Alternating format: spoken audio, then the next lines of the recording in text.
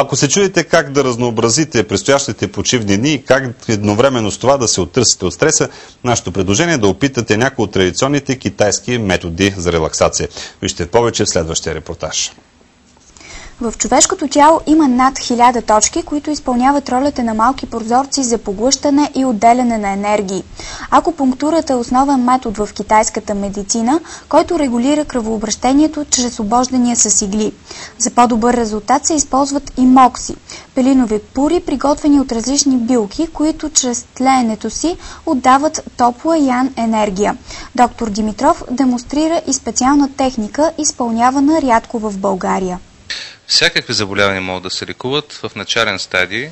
Ние специално най-вече сме специализирали в лекуване на заболявания на опорно-двигателния апарат, плексити, дископатии, болкови симптоми в областта на гърба, в областта на кръста, в областта на ставите.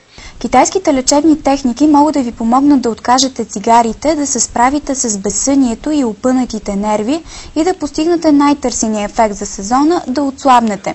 Използването на вендузи е един от най-старите методи, прилагани не само в Китай, но и в България.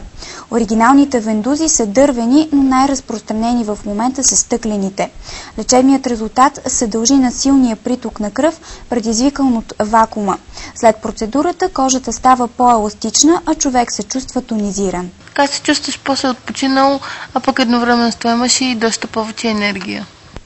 Въпреки доказателствата за благотворния ефект от традиционната китайска медицина, българинът е все още скептичен към тези техники.